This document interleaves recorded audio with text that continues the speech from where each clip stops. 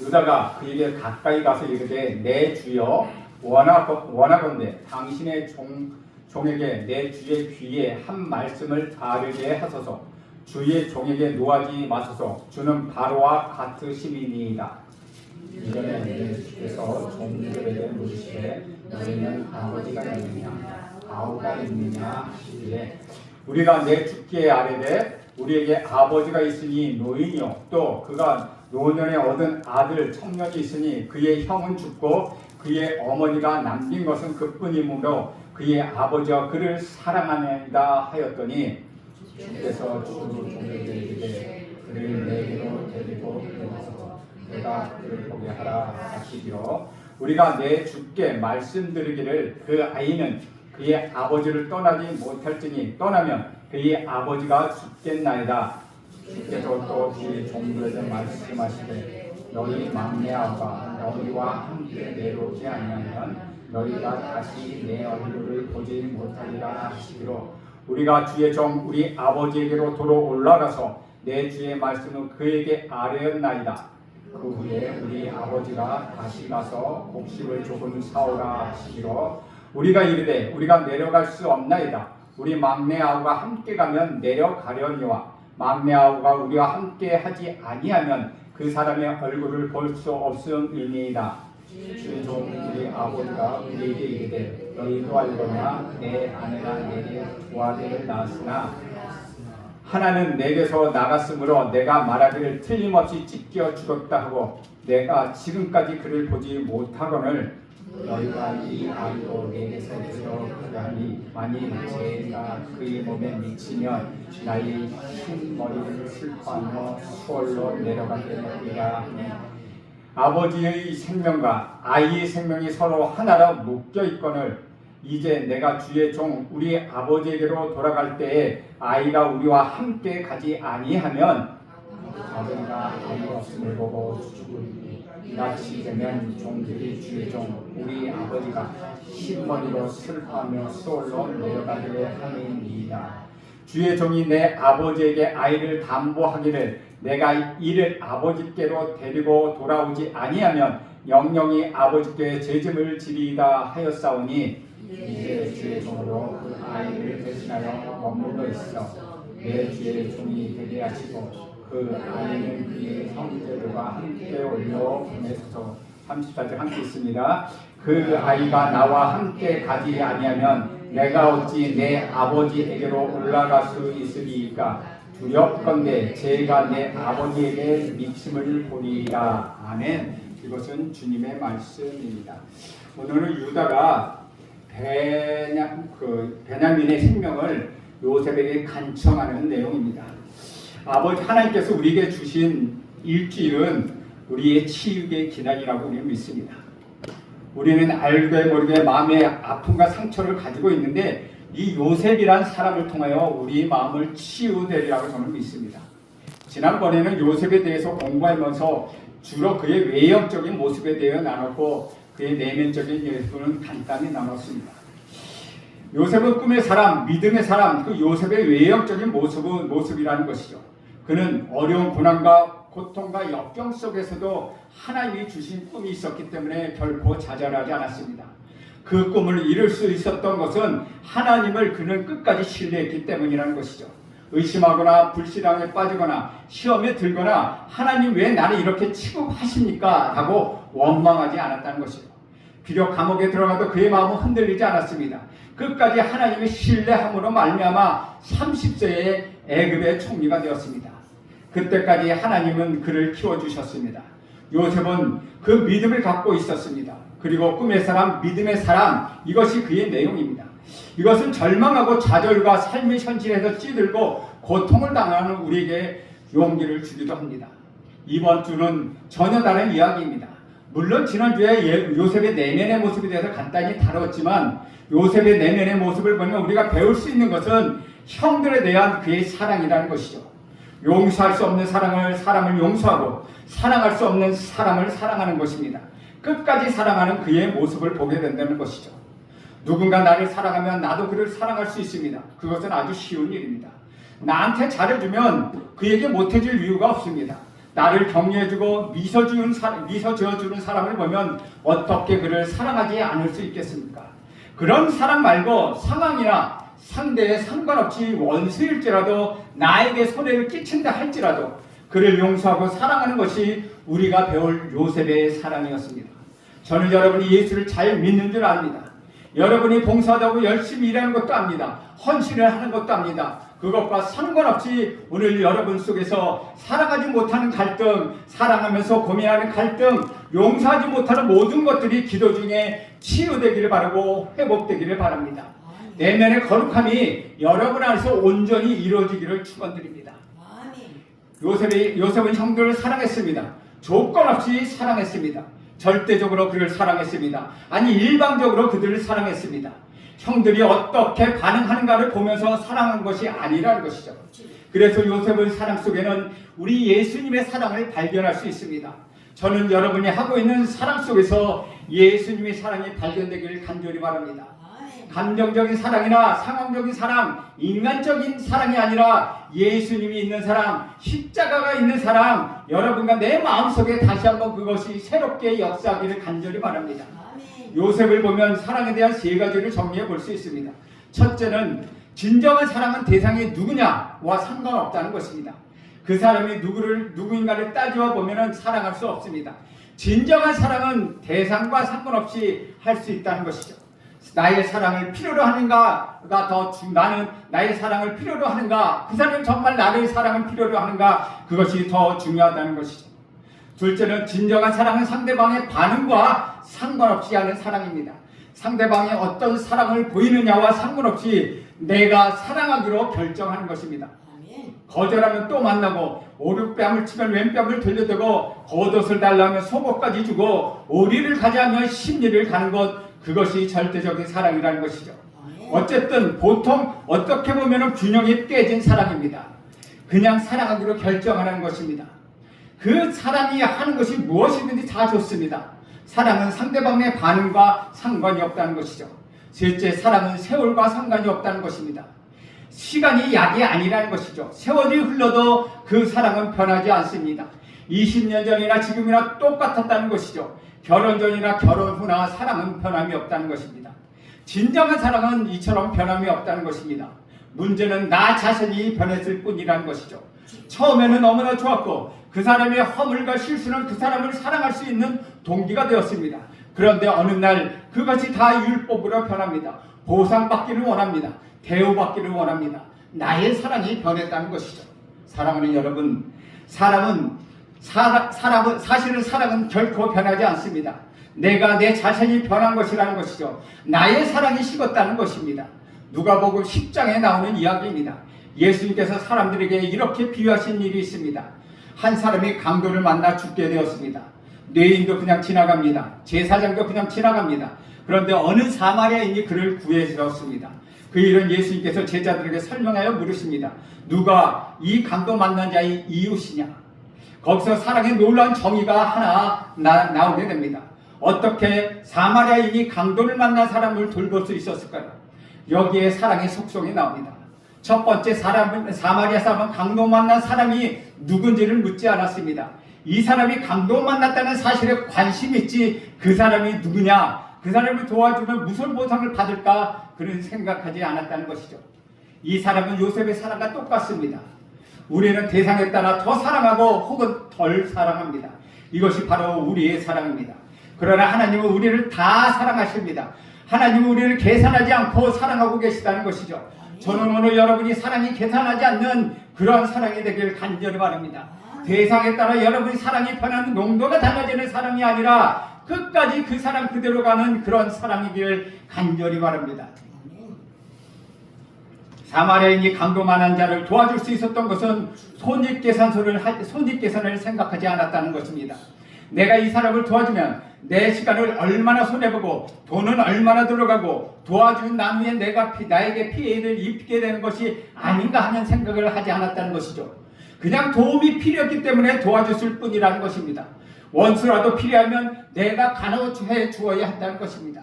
여기서 우리가 또 하나 발견한 것은 그가 끝까지 사랑했다는 것입니다. 그 현장에서만 한 것이 아니라 그는 사막에 주는 주막에 들어가서 이 사람을 돌봐주는데 들어가는 돈은 내가 돌아오면 얼마든지 줄 테니 이 사람을 잘 돌봐 주십시오 라고 말합니다. 선한 사마리아인이 보여준 사랑의 질은 요셉이 했던 사랑의 질과 동일합니다. 그리고 그것이 예수님이 하셨던 사랑의 질과 동일하다는 것입니다. 이것을 우리 사랑과는 다르다는 것이죠. 저는 오늘 여러분의 사랑의 대상을 구별하지 않길 간절히 바랍니다. 상대방의 반응에 연연하지 않길 간절히 바랍니다. 지금까지 우리에게 기적이 일어나지 않은 것은 우리가 갖고 있는 사랑이 바로 이런 종류의 사랑이 아니기 때문이라는 것입니다. 하나님은 포기하는 사랑, 다 버리는 사랑을 원했습니다. 그렇다면 어떻게 이런 사랑을 우리가 할 수 있겠습니까? 로마서 5장 5절에 보면 저는 여러분에게 이것을 선물하고 싶습니다. 로마서 5장 5절에 보면 소망이 우리를 부끄럽게 하지 아니함은 우리에게 주신 성령으로 말미암아 하나님의 사랑이 우리 마음에 부은 바 됨이니, 하나님의 사랑이 우리 마음에 부은 바 되었다는 것입니다. 성령이 우리 마음에 사랑을 부어주었다는 것입니다. 내 사랑은 바닥난 사랑입니다. 아무리 해도 없습니다. 성령이 그 사랑을 내게 부어주었다고 합니다. 그래야 조건 없는 사랑이 가능하다는 것이죠. 내게 성령의 기름 부어주셔서 이런 사랑을 할 수 있도록 기도하십시오. 성령의 열매 중에 첫 번째 열매가 무엇입니까? 사랑입니다. 사랑은 율법의 완성입니다. 예수님의 최대의 메시지는 내 이웃을 내 몸과 같이 사랑하라고 말씀하신 것입니다. 그런데 왜 그것이 안 되는 것입니까? 내 사랑이기 때문이라는 것입니다. 주님, 이 사랑이 오늘 이 아침에 우리에게 부어주옵소서. 성령의 세례를 받게 해주십시오. 내 사랑의 질이 바뀌게 하옵소서. 내 생각과 가치가 바뀌게 하옵소서. 하나님, 나는 이것을 못합니다. 하나님, 사랑을 부어주어서 계산하지 않은 사랑, 배신당해서 섭섭하지 않은 사랑을 할 수 있게 해주십시오라고 우리는 기도해야 한다는 것입니다. 오늘 본문에 배울 수 있는 것은 형들의 사랑입니다. 요셉의 치밀한 계획에 의하여 형들은 자신도 모르는 사이에 낭패에 빠지고 말았습니다. 형들이 잘못해서 빠진 것이 아니라는 것이죠.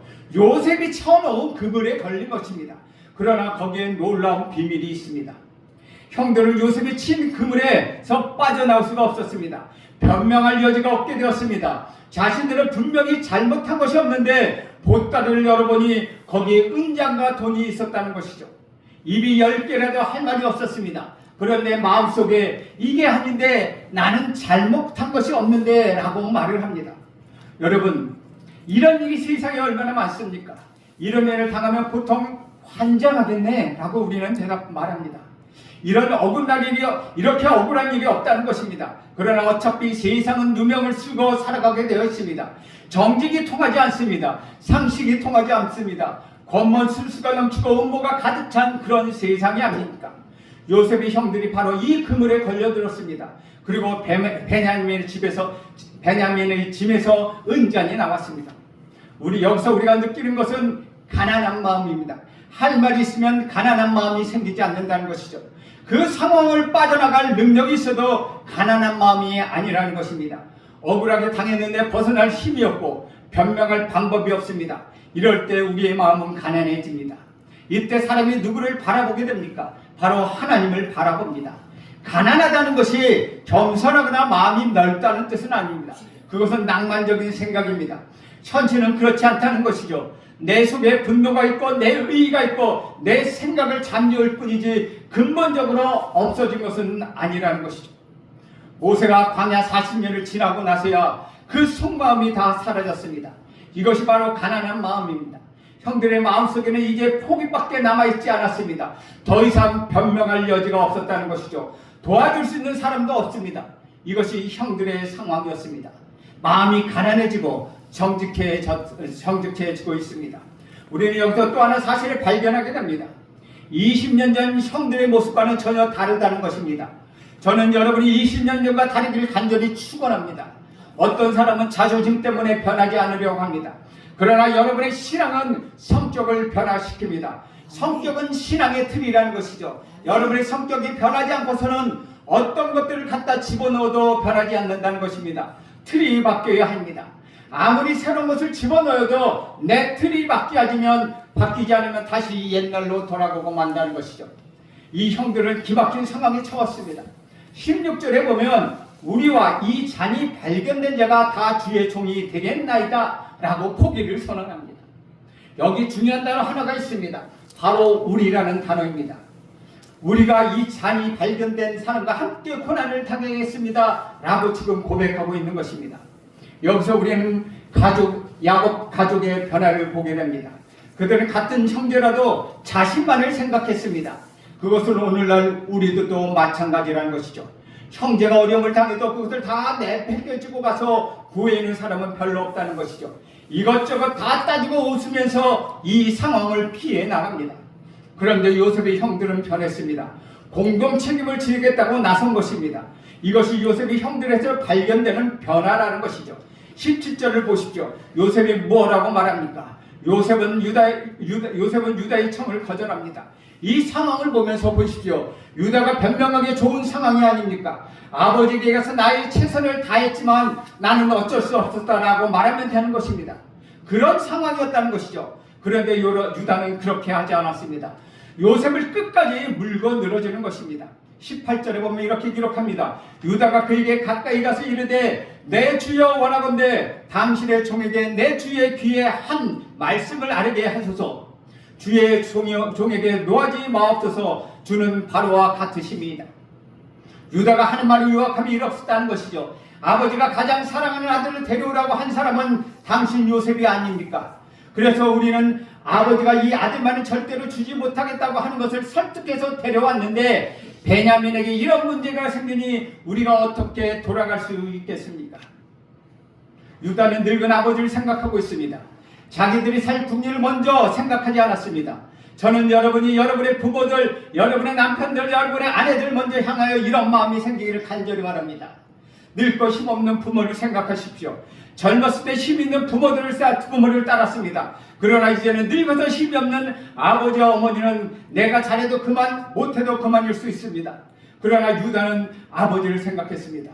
자기가 죽을지언정 약속의 근거인 아버지의 마음에 상처를 줄 수 없다고 그는 말하고 있다는 것이죠. 저는 붕괴되는 가족이 아버지 중심으로 회개되길 간절히 바랍니다. 이것은 영적으로 매우 중요합니다. 너무 무너져서 어디에서부터 손대야 할지 모르는 현실을 이해합니다. 그러나 아버지로부터 시작한 그것이 중요하다는 것이죠. 유다가 이렇게 나서는 것은 그의 마음에 선 결단을 실행하려는 것입니다.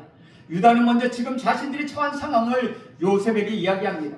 19절에서 20절입니다. 이전에 내 주께서 종들에게 물으시되 너희는 아버지가 있느냐 아우가 있느냐 하시기에 우리가 내 주께 아뢰되 우리에게 아버지가 있으니 노인이요 또 그가 노년에 얻은 아들 청년이 있으니 그의 형은 죽고 그의 어머니가 남긴 것은 그뿐이므로 그의 아버지가 그를 사랑하나이다 라고 말하고 있다는 것이죠. 요셉은 아버지 야곱과 라헬이 남은 두 아들에 얽힌 가족사를 이야기합니다. 아버지 야곱은 나이를 얻기 위하여 품삯 없이 낯선 땅에서 14년 동안을 섬겼습니다. 그래서 얻은 아내 나이는 임신이 잘 안 돼서 늦게나마 아들 둘을 낳았는데 둘째를 낳다가 그는 죽고 말았습니다. 그들 중 큰 아들을 잃어버리고 아들 하나만 남았다는 것입니다. 그래서 유다는 이 남은 아들인 막내가 야곱에게 어떤 의미인지를 말하고 있습니다. 아버지 야곱은 많은 아들이 있지만 사랑하는 아내가 남긴 하나뿐인 아들, 그 남은 아들을 사랑했다는 것이죠. 베냐민이 함께 온 것이 요셉에게는 작은 일일지를 모르지만 유다에게는 아버지 생명과 가족의 운명이 걸린 일이었다는 것이죠.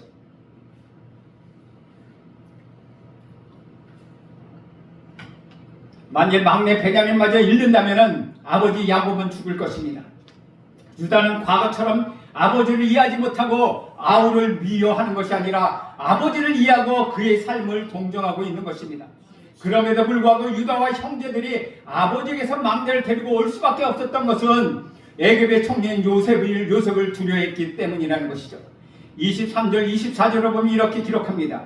주께서 또 주의 종들에게 말씀하시되 너희 막내 아우가 너희와 함께 내려오지 아니하면 너희가 다시 내 얼굴을 보지 못하리라 하시기로 우리가 주의 종 우리 아버지에게로 도로 올라가서 내 주의 말씀을 그에게 아뢰었나이다. 요셉은 베냐민을 데려오지 않으면 다시는 내 얼굴을 보지 못하리라고 말했는데 이 말은 출애굽기 10장 28절에서 바로가 모세에게 한 말이라는 것이죠. 이 일은 만일 네가 내 얼굴을 다시 보는 날에는 내가 너를 죽이겠다고 하는 강한 협박의 의미가 있다는 것입니다. 야곱의 아들들은 결국 과거의 요셉을 미워해 노예로 그를 팔아버림으로 지금의 상황에 처하게 된 것입니다. 베냐민을 데려와 아버지를 잃든지 아니면 베냐민을 들고 와 자신의 목숨을 잃게 되든지 둘 중에 하나는 피할 수 없는 상황이 되었다는 것이죠. 27절에서 27절을 보면 7절에서 29절을 보면 주의 종 우리 아버지가 우리에게 이르되 너희도 알거냐 내 아내가 내게 두 아들을 낳았으나 하나는 내게서 나갔으므로 내가 말하기를 틀림없이 찢겨 죽였다 하고 내가 지금까지 그를 보지 못하거늘 너희가 이 아이도 내게서 데려가려 하니 만일 죄가 그의 몸에 미치면 나의 흰머리를 슬퍼하며 수월로 내려가게 하리라. 유다는 야곱이 베냐민을 애굽으로 보내는 것이 어떤 의미인지를 말하고 있습니다. 야곱은 사랑하는 아내 나일을 얻기 위하여 14년 동안 푹삭도 없이 섬겼습니다. 요셉은 애굽에서 노예로 13년을 보냈지만 야곱은 14년을 노예처럼 섬겨 나일을 얻었습니다. 이 나일이 임신하지 못해 고통을 받다가 늦게 두 아들을 얻었는데 나일은 둘째 아들 베냐민을 낳다가 세상을 떠났습니다. 그리고 남은 두 아들 중 하나는 20년 전에 잃어버렸고 나머지 한 명만 남았다는 것이죠. 이제 그 남은 아들 한 명을 애굽으로 보내는 그것은 아버지 자신의 생명을 내놓는 것과 같다는 것입니다. 30절에서 31절을 보면 아버지 생명과 아이의 생명이 서로 하나로 묶여있거늘 이제 내가 주의 종 우리 아버지에게 돌아갈 때에 아이가 우리와 함께 가지 아니하면 아버지가 아이 없음을 보고 죽으리니 이같이 되면 종들의 주종 우리 아버지가 흰 머리로 슬퍼하며 수월로 내려가게 함이니이다. 유다는 아버지 야곱이 막내 아우인 베냐민을 단순히 아끼고 사랑하는 것을 넘어 그 둘이 생명이 하나로 묶여있다고 표현합니다. 유다에게 이렇게 말할 수 있었다는 것이죠. 유다도 자기에게 3명의 아들이 있었지만 2명의 아들을 잃어버리고 아내마저 죽었습니다. 막내 아들 셀라를 남아있는데 그만을 잃어버리지 않기를 원해서 첫째가 다말과 결혼한 후에 죽자 둘째가 다말과 결혼시켰을 때 대리도 했는데 그마저 죽었습니다. 혹시 막내 셀라가 죽게 될까봐 다말을 친정으로 보내 셀라가 그때까지 기다리게 했다는 것이죠. 그 사이에 아내마저 죽고 그 곁을 떠나버렸다는 것이죠. 자식이 죽으면 부모는 가슴에 묻는다는 말이 있습니다. 유다의 말도 그랬을 것입니다. 유다의 마음도 그랬을 것입니다. 유다는 아버지 야곱에게 자신의 마음을 투영시켜 아버지의 고통을 자신의 고통처럼 느끼고 있었다는 것이죠. 유다는 아버지의 고통 속에서 자신의 고통과 자신의 죄를 마주하고 있다는 것입니다. 삶의 경험 속에서 실패와 좌절의 터널을 지날 때 하나님께서는 그것을 통하여 유다를 지금 성숙시키고 계시다는 것이죠. 유다는 자기 자신에게 좌절하고 자신의 연약함을 발견하면 발견할수록 다른 사람의 좌절과 약점을 이해하고 받아들이게 됩니다. 나중에는 다른 사람의 약점을 위하여 자신을 사용하기까지 한다는 것입니다. 우리는 하나님 앞에 우리 자신의 형편을 잊어버릴 때가 많습니다. 더 잘 믿고 있다고 생각할수록 우리는 우리 자신이 있는 모습 그대로 약함과 실패를 하나님 앞에 인정하는 것 정말 힘들다고 느낄 때가 많다는 것이죠. 우리가 여기서 발견하는 것이 있습니다. 하나님이 아브라함과 이삭과 야곱을 믿음의 조상으로 세우고 야곱에게 12 아들을 낳게 하셔서 12지파의 조상이 되게 하셨습니다. 그런데 우리가 지금까지 공부하는 것을 보면 참으로 가슴이 답답했습니다. 제대로 된 아들이 하나도 없었기 때문이라는 것이죠. 아버지 부인과 관계를 하고 살인하는 등 형편이 없었다는 것입니다. 어떻게 이런 사람이 믿음의 조상이 될 수 있을까 하는 생각이 많이 든다는 것이죠. 굉장히 답답합니다. 그런데도 하나님은 그렇게 하셨습니다. 놀라운 것은 이제야 보니까 변한 것입니다. 여러분도 저는 변할 줄은 믿습니다. 저는 여러분이 하나님이 주시는 복의 근원이 되길 간절히 바랍니다. 과거에 젊었을 때로 여러분이 멋대로 살았습니다. 그런데 하나님이 그 사람을 포기하지 아니하시고 여러분을 변화시켰습니다. 그러므로 그들을 12지파의 조상이 되게끔 한 것처럼 하나님께서도 여러분을 변화시키고 계시다는 것이죠. 특별히 유다지파는 예수님의 족보에 직접적인 연관이 있습니다. 이렇게 하나님이 역사하고 계시다는 것입니다. 얼마나 저희 마음에 희망이 생기는지 모릅니다. 내 과거에 상관없이 나는 변할 수 있다는 것이죠. 여러분의 과거와 상관없이 여러분은 하나님의 도구로 쓰임을 받게 되는 것입니다. 과거에 실수하고 있어도 미숙했어도 여러 가지 불미스러운 일이 있다 할지라도 그것과 상관없이 하나님 저와 여러분을 조금씩 만지셔서 회복시키고 있다는 것입니다. 이것이 형들을 통하여 듣는 우리의 메시지입니다. 유다는 계속해서 이렇게 요청합니다. 32절과 33절입니다. 주의 종이 내 아버지에게 이 아들을 담보하기를 내가 이를 아버지께 데리고 돌아오지 아니하면 영영이 아버지께 죄짐을 지으리라 하였사오니 이제 주의 종으로 그 아이를 대신하여 머물러 있어 내 주의 종이 되게 하시고 그 아이는 그의 형제들과 함께 올려 보내소서. 유다는 지금 이판사판입니다. 내가 죽더라도 이것만은 안 됩니다. 아버지께 두 번 다시는 상처를 줄 수 없습니다. 그런 말하고 있다는 것이죠. 여기서 유다는 자기 생명과 아이의 생명, 즉 막내 아우의 생명을 바꾸는 아름다운 청혼을 합니다. 이것이 바로 중보기도의 비밀이라는 것이죠. 사랑하는 여러분, 생명을 바꾸는 중보기도를 하십시오. 우리는 대가도 없고 손해도 없는 기도를 하려고 합니다. 시간을 내서 만나고 기도해 주는 것으로 만족하기 십상입니다. 그러나 그곳에는 능력이 없습니다. 참된 중보기도는 생명을 걸고 하는 기도입니다. 이것이 바로 예수님의 기도입니다. 이것이 바로 스데반 집사의 기도입니다. 이런 중보기도가 아브라함에게 있었다는 것이죠. 소돔과 고모라를 심판하시는 하나님 앞에 아브라함은 하나님을 가로막고 있습니다. 모세도 광야에서 이스라엘 백성을 죽이려 하는 하나님께 간청합니다. 생명책에 저희 이름을 지어주십시오 라고 간청합니다. 사도 바울이 자신이 죽을지라도 자기 민족이 구원받기를 바라면서 기도했다는 것입니다. 그렇습니다. 우리 기도에도 바로 이런 절규가 있어야 한다는 것이죠. 이것은 명상이 아니라는 것입니다. 진짜 기도는 십자가를 붙들고 순교하는 것입니다. 이런 기도가 민족을 살리고, 이런 기도가 교회를 살리고, 이런 기도가 여러분의 자녀를 살리고 여러분의 가정을 살리는 것입니다. 여러분 대가를 치러야 합니다. 우리는 이런 기도를 하지 않기 때문에 우리 기도가 힘이 없습니다. 사랑하는 여러분, 이런 기도를 하지 않겠습니까? 신앙은 놀이가 아니라는 것입니다. 죽느냐 사느냐 하는 기점이 있는 것입니다. 목숨을 거는 것입니다. 여러분의 사랑과 기도가 이런 복이 있기를 간절히 바랍니다. 여러분의 기도를 통하여서 여러분의 가정이 살아나고 우리 교회가 살아나고 이 대한민국이 살아나는 놀라운 일이 있기를 간절히 바랍니다. 기도하겠습니다.